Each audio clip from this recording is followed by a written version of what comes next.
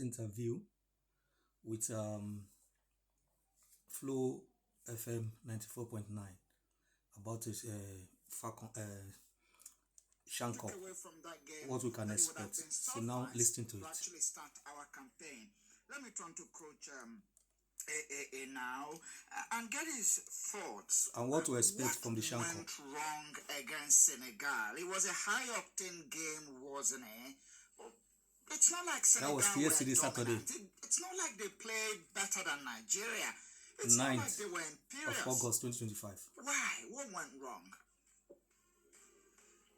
Yeah, this is a very good question that it takes only a good coach who understands the tactical and the technical discipline and drill. So being a coach with S.Eagles as a tactical and technical drill here in Switzerland, from the junior second team to the junior youth team, I will tell you this for free. There are 7 things that went wrong, but I think I'll just say a little bit. I'll just say maybe 3 of them, then I'll keep the 4 for myself. If they want to know, they can get to me. First and foremost, look at how the Nigeria sets up. Look at our build-off plate. No build-off plate. No aggressive without the ball and with the ball. We lack slow transition. We lack pass. We are too passive when we lose, when we have the ball, and we are too passive when we touch the ball to win the ball as quick as possible. So we allow the opponent, the Senegal, to dictate how they want the game to play. Look at the transition from the Senegal. First and foremost, the first part of the program we first of all have is the build-off play. With our build-off from the zone 1, our goalkeeper, sorry to say, I'm not trying to castigate him and bring him down. It's not the modern days goalkeeper that can play with both foot. Or whenever he has the ball, he shoots, he kicks the ball long ball. Then come to the zone 1, the defensive zone. You can see that we have also problem to build up play. Our defense zone, whenever they are in a situation that is more where they can have to calm the ball, they just play the long ball to the 2 strikers. And as I said, it's as a good Senegal has a good tactical and technical team. Whenever they cut off the long ball, they try to possess the game. They possess from zone 1. Their build-up game was very perfect. They try as much as possible to mark the transition from zone 1 to zone 2. That makes it to look like Nigeria was not in the party. So for me, I think if they can be able to work on that aspect, I think then they can go beyond quarterfinal in this champion Cup. But without that, I don't see them beyond quarterfinal. Before we can even say what can be done differently going into the next game, let's still stay with that first encounter against Senegal, Coach AAA. Coach E.S.Chelle fielded 8 players from Remo Stars. That's a common thing in world football. I mean, you go to the Spanish national team in the past, it was largely dominated by Barcelona and Real Madrid. You go to the English national team, a core of the team stemming from either Manchester United or Chelsea, Arsenal, to mention but a few. It's always common that the coach goes to the team that is the best in the league and will pick most of their players. And E.S.Chelle went the same path. However, there was lack of cohesion, like he mentioned. They played against a team that were aggressive, they were dominant, the aggression was there themselves. Should the coach not have thought of tuning the atmosphere of the game down by having his team dominate, pass the ball around? Shouldn't he have, forced his team to pass the ball around to take pressure of that game, take sting out of the encounter? You see, one thing about this, I will tell you this for free. The coach is doing a fantastic job. Taking 8 players from a club, for one particular club, I don't think that is the issue right now, because we see many countries do that, many coaches do that. But sometimes if I look at how the coach, the way they invited the player, I will not go too deep into it, because I believe that if the coach is not on the ground, so his assistant and those people that is involved that invite those players, he just have to work with the player that is around him at the moment the player they have to be. But that is not the reason that the team don't play together. You can watch the team is playing very, very good in the midfield. We have some two midfielders that are very clever, very intelligent with the ball. But the problem we face in that team is the right wing and the left wing in the diamond form. They are not good. Their pace is very slow. They are not the fast winger. Wingers. Secondly, they are not a technical winger who can have one-on-one dribbling against any opponent. You see the way we play. We can also see that our right back and left back, they do more the overlapping, even for the wingers, more than the wingers. So, and now playing this diamond form, you need players that are fast for transition. You need players that are aggressive. You need players that are also without the ball. They are quick as possible to close the zone, to close that zone of the diamond, to be in that zone. But if you are playing diamond system and you are playing with a technical team like Senegal, you will have a problem because they have a good fast correction and fast transition. And if you are not fast enough to close the gap, then that's you go to pay for it. We are even lucky that we lost 1-0. Oh yes. But at the same time, I will tell you this for free. We have central midfielder. Both of them are very, very good midfielder. They are good ball users of the ball. I can see their corner and the midfield. The one with the blood air. Both of them are very good together.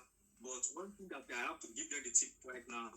As we're playing with two strikers, always one has to fall deep to make it three whenever we lose the ball. But when both of them stay up there, it make it more easy for every opponent to play the two midfield player.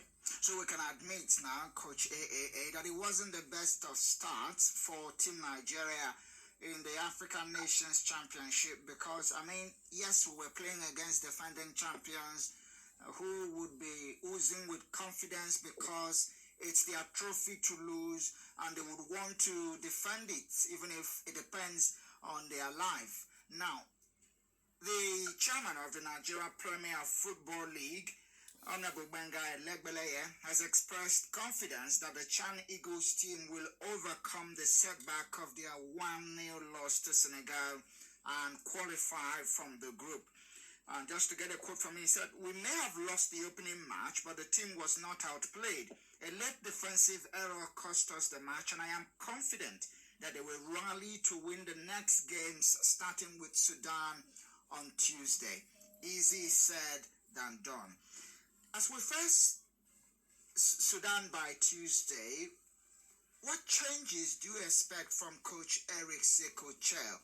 Should he stick to the same players or look at the areas you've highlighted, the fact that the players are not aggressive off the ball and on the ball, and the fact that transitions are a little slower than it should be, especially when you're playing against a physical team and are technical to boot?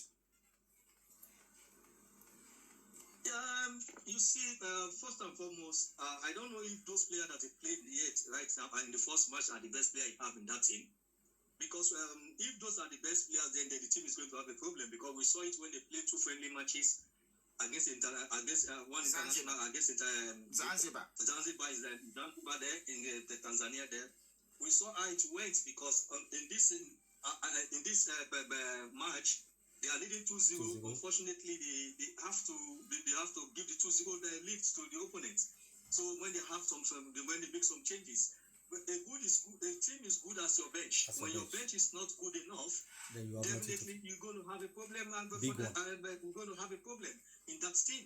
So I think right now what they are passing through right now, I think the coach needs to look into the bench he has. If he have a good player that can be better than those people he played, exactly, then I think he have to make some changes. Because for me, if I have to make changes in that team, there are a couple of changes I will make. First and foremost, my goalkeeper is not the ball goalkeeper. As a coach, technical drill coach, I love a goalkeeper that play from behind, that start the build up.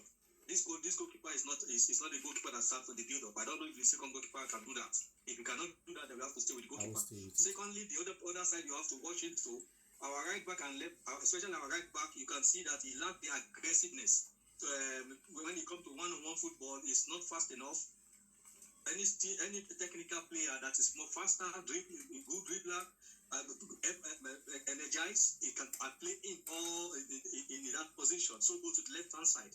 So I think that is those areas that and our right wing and left wing, we have to look for a fast player. If they can do those two things, I think the team is a very good team. You just have to put some changes that can even be difficult to make. A change that can be difficult to make to play a player that can give more better than the player that we have started with.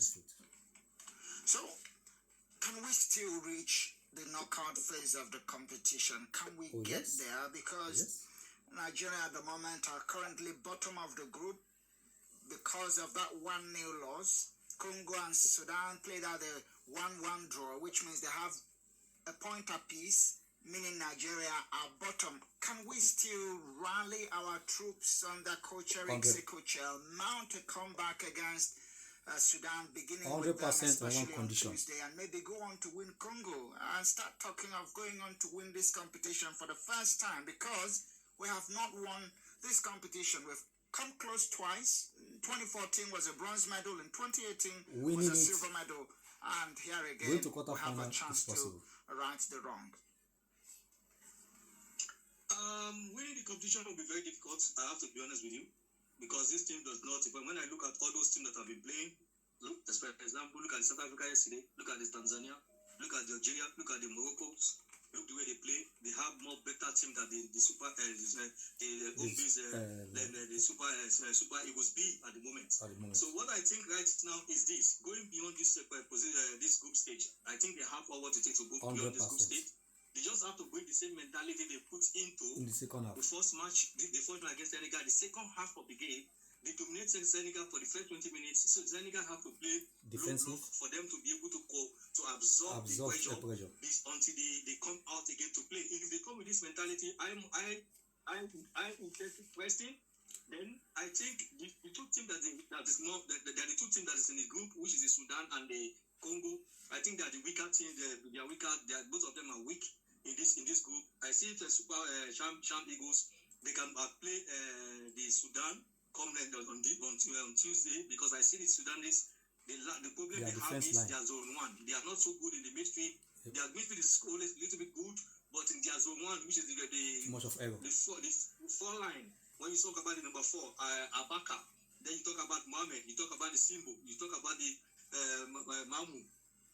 These 4 players, they're always nervous. They're not technical sound. They always try to play aggressive football, and they always make mistakes. I think if we visualize those players, they can cause them, because they caused them against Congo.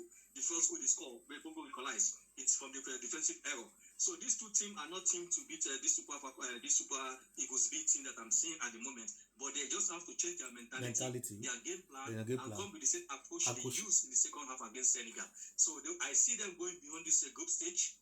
If they can be able to beat Sudan, because Sudan has a fantastic coach. He can come with it. The problem is going to be if he comes with a different game plan, also make a changes in this first 11 that played for him in the defense line. Yeah, thank you for watching. I could not get all the full interview, but that's my take about the ongoing Shan Cup for this home base Super Eagles B.